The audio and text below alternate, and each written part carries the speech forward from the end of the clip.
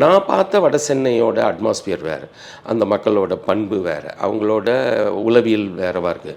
ஆனால் இந்த சினிமாக்களும் இருக்கிற அந்த சினிமாவை பார்த்து உலகத்தை புரிஞ்சிக்கிற சமூகமோ இல்லை கட்டுக்கதைகளை வச்சு சமூகம் புரிஞ்சிக்கல, அவங்களாம் ரொம்ப பயங்கரமானவங்க, அவங்களாம் பெரிய ரவுட் அப்படிலாம் கிடையாது. இந்த சமூகம் அவங்கள புரிஞ்சிக்கலையோ அப்படின்னு எனக்கு ஒரு கவலை இருந்தது. அதே சேம் டைம் நான் நிறைய உலக இலக்கியங்கள் ஓரளவுக்கு வாசிச்சிருக்கிறேன். மொழிபெயர்ப்பில் வந்த வரைக்கும் நான் வாசிச்சிருக்கிறது. இப்போது ஐரோப்பாவில் இருக்கிற லண்டன் மாநகரத்தில் லண்டன் எழுதுகிறவங்க இருக்கிறாங்க, பாரிஸ் எழுதுகிறோம். அப்போது ஒவ்வொரு நகரத்தை பற்றியும் அவங்க எழுதுகிறாங்க. இல்லை அடித்தட்டு மக்களை பற்றி எழுதிய நிறைய படைப்புகள் வந்துருக்கு. சார்லஸ் டிக்கன்ஸோட இருபெரும் நகரங்கள், அது மாதிரி ஒரு நகரமும் நமக்கு அந்த விளிம்பு நிலை மக்கள், உழைக்கும் மக்களை பற்றி நேர்மையாக எழுதியிருப்பாங்க. ஆனால் இங்கே அந்த மாதிரி ஒரு படைப்பே இல்லவே இல்லை.